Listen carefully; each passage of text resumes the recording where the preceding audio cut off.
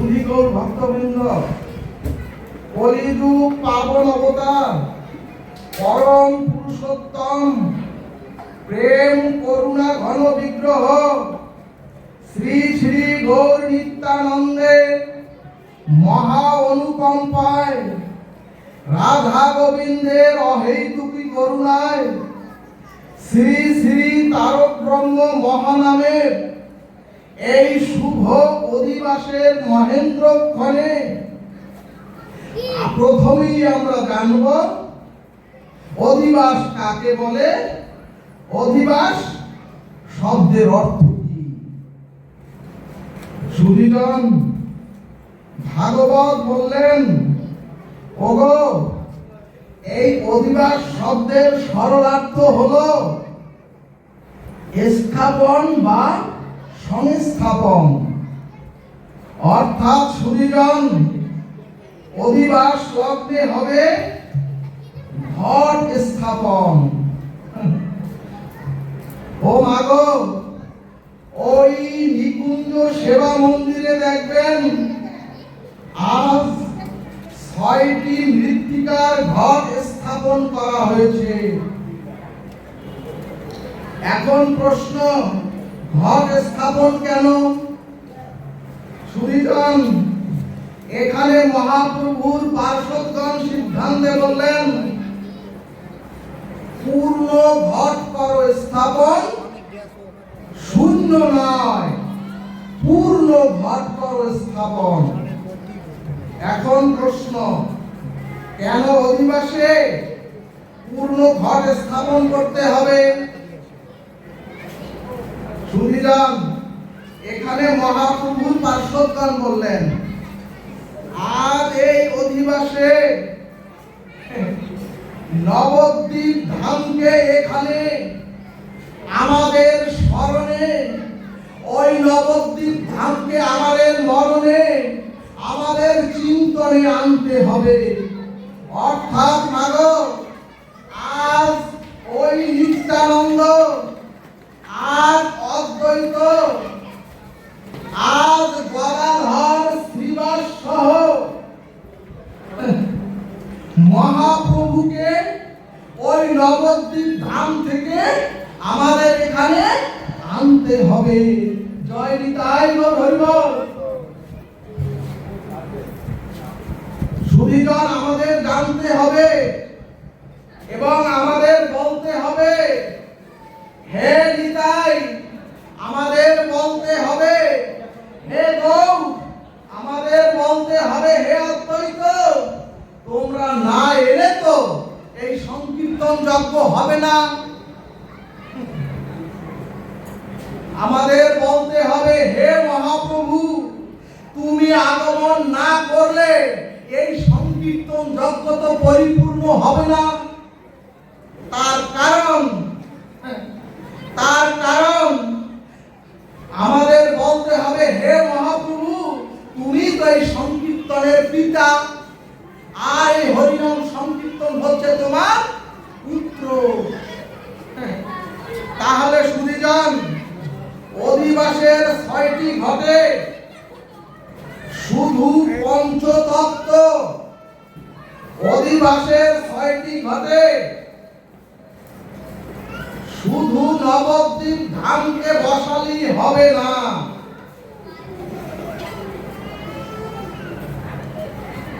সুধীজন, ৫টি ঘটের পরে ষষ্ঠ ঘটে ওই ব্রজের রাধা মাধবকে, অর্থাৎ রাধা কৃষ্ণকেও স্থাপন করতে হবে।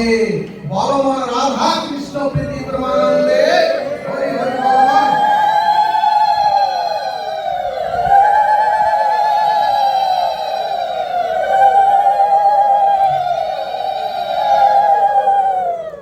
তাহলে মাগো, অধিবাস মানে পঞ্চতত্ত্ব, গৌর হরি আর রাধা কৃষ্ণকে স্মরণে, মননে, চিন্তনে, উৎকণ্ঠায় আর প্রেমার্থীতে আজ আমাদের সংস্থাপন যদি আমরা আমাদের হৃদয়ের মন্দিরে করতে পারি, আমরা যদি এখানে সংস্থাপন করতে পারি, তাহলেই হবে অধিবাস। সুধীজন, এখানে ভাগবত বললেন, ওগো ঘর তৈরি করে যদি ঘরের বারান্দা না তৈরি করা হয় তাহলে তো সেই ঘরের শোভাবর্ধন হয় না। ঠিক তদ্রূপ ভগবান বললেন, ওগো শুধু পঞ্চতত্ত্ব, ভগবান বললেন ওগো শুধু রাধা মাধবকে ঘটে স্থাপনের দ্বারা তো স্থাপন করলে, কিন্তু ওই ঘটের অলিন্দ হলো শুদ্ধ গৌরীয় এই বৈষ্ণব ভক্তগণ। রাধে রাধে। ভগবান বললেন, ওগো এই বিশুদ্ধ নির্মল ভক্তদের আহ্বান করে সংস্থাপন যদি অধিবাস লগ্নে না করা হয় তাহলে অধিবাস তো হবে না। আর মহাপ্রভু বললেন, আমিও আসবো না। এরপরে ভগবান বললেন, ওগো আমাকে আহ্বান করলে শুধু, ভগবান বললেন শুধু যদি আমাকে তোমরা আহ্বান করো তাহলে তো, যদি শুধু ভগবান বললেন শুধু আমাকে আহ্বান করো আর যদি শুদ্ধ গৌরীয় নির্মল ভক্তকে আহ্বান আর সংস্থাপন না করা হয় সেখানে আমি রাধা রানীকে নিয়ে কখনোই উপস্থিত হয়ে সেই সংকীর্তন যজ্ঞকে সাফল্যমণ্ডিত করি না। এই কারণে ভক্ত এবং ভগবানকে স্থাপন আর সংস্থাপন করার নাম হলো অধিবাস। ভাগবত বললেন, বৈষ্ণব ভক্তকে নিমন্ত্রণ করো, না হলে ভগবান আর রাধা রানী সংকীর্তন যজ্ঞ থেকে মুখ ফিরিয়ে চলে যাবেন। এরপরে ভাগবত বলেন, ওরে ওরে পূর্বকালের মৃত্তিকার ঘটে গঙ্গা জল দিয়ে তো পূর্ণ ঘট করেছ। ভগবান বললেন, ওরে ওরে অধম জীব, ওই ঘট নয়, তোমাদের দেহ ঘট কি সংকীর্তন যজ্ঞে স্থাপন করো। এখন প্রশ্ন, ঘট স্থাপন করা হয়তো ওই নিকুঞ্জ মন্দিরে মহাপ্রভু আর নিতাইয়ের চরণ প্রান্তে। ভগবান বললেন, ওগো তোমাদের দেহ ঘটকে আজ, তোমাদের সকলের দেহ ঘটকে আজ গৌর গোবিন্দের চরণে স্থাপন করে দাও, তাহলেই হবে অধিবাস। এখন পূর্ণ ঘট স্থাপন তো হলো। সুধীজন মহাজন বললেন, ওগো ওই যে গঙ্গা জল দিয়ে ওখানে পূর্ণ ঘট করেছ, ওই ঘটের কথা আমরা, ভগবান বলছে আমরা বলিনি। ভাগবত বলছে ওই ঘটের কথা বলিনি। ওগো তোমাদের দেহ ঘট, দেহ ঘটখানা ভগবানের জন্য অনুরাগ প্রীতি আর সেবা ভক্তি দিয়ে পূর্ণ করো। রাধে রাধে। আর শুধু পূর্ণ করলেই হবে না, পূর্ণ করে সেই দেহ ঘটখানা গৌর গোবিন্দের চরণে সমর্পিত করে দাও, তাহলেই হবে তোমাদের সমর্পণ, তাহলেই হবে চিরমুক্তি। এখানে ভাগবত বললেন, গৌর গোবিন্দের চরণে শুধু ঘট দিলে তো, গৌর গোবিন্দের চরণে ওখানে যে ঘট দিচ্ছেন দেখবেন সেই ঘট দাঁড়ায় না, যদি নিচে একটু কাদা না দেয়া হয়। ভাগবত বলেন, ওগো তোমাদের দেহ ঘটেও ভক্তি ধন পূর্ণ করে মহাপ্রভুর চরণে স্থাপন করলেও এই দেহ ঘট দাঁড়াবে না, যদি এই দেহ ঘটে অহংকার আর দৈন্যতা না এসে যদি অহংকারে পূর্ণ থাকে তাহলে এই দেহ ঘট দাঁড়াবে না। জয় নিতাই গৌর হরি বল। ভাগবত সিদ্ধান্তে বললেন, আমি যত বড়ই তিলকধারী গোসাই হই, আমি যত বড়ই গুরু বৈষ্ণব আর বক্তা হই, যদি থাকে অভিমান আর যদি দেহে থাকে অহংকার, কি অহংকার, আমি বক্তা আমি ভক্ত, আর যদি থাকে আমি শ্রেষ্ঠ ভগবান বললেন, তাহলে ওই দেহঘট তোমাদের গৌর গোবিন্দের চরণে দাঁড়াবে না যদি দৈন্যতা না আসে।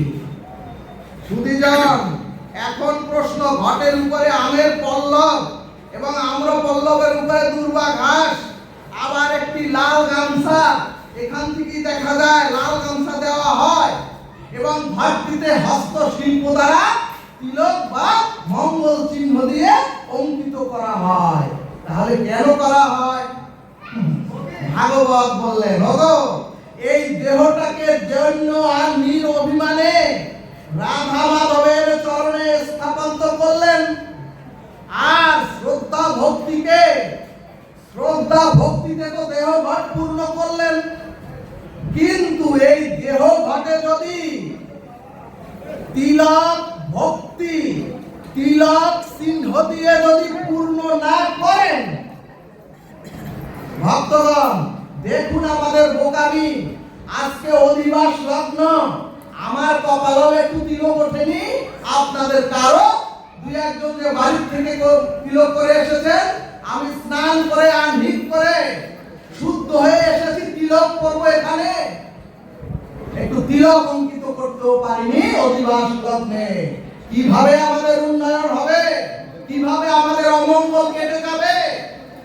সুধীজন, এই যে আপনারা যারা তিলক এঁকেছেন, গলে যারা তুলসী দিয়েছেন অথবা যারা রুদ্রাক্ষ দিয়েছেন, এই মাঙ্গলিক ভক্তি তিলক আর তুলসীর মালা এগুলি এই জগতের বস্তু না, এগুলি সব ওই বৈকুণ্ঠের বস্তু।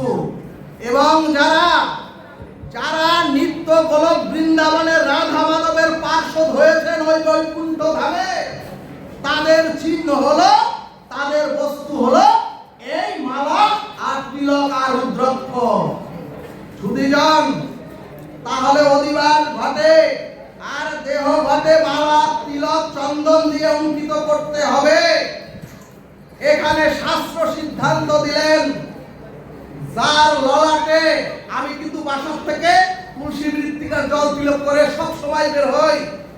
সুধীজন, ভাগবত বলছে যার ললাটে তিলক থাকে না, যার গলে তুলসী মালা থাকে না, অথবা যার ললাটে গলাতে রুদ্রাক্ষ থাকে না, তার জপ ধ্যান, তার সংকীর্তন বা হরিনাম ফলদান করে না, করতে পারে না। রাধে রাধে, কষ্ট পাবেন না গো। রাধে রাধে।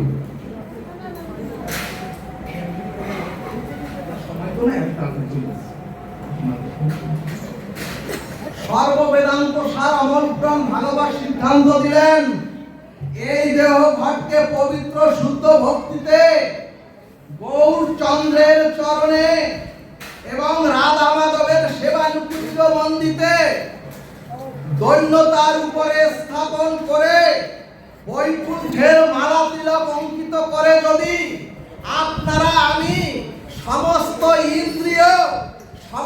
ইন্দ্রিয় যদি সাধুগুরু আর বৈষ্ণব, ভগবান লাগবে না, সাধুগুরু আর বৈষ্ণবের চরণে যদি নত করতে পারেন, তবেই আপনারা রাধা কৃষ্ণের নিকুঞ্জ মন্দিরের অপ্রাকৃত গোলক বৃন্দাবন ধাম প্রাপ্ত হবেন।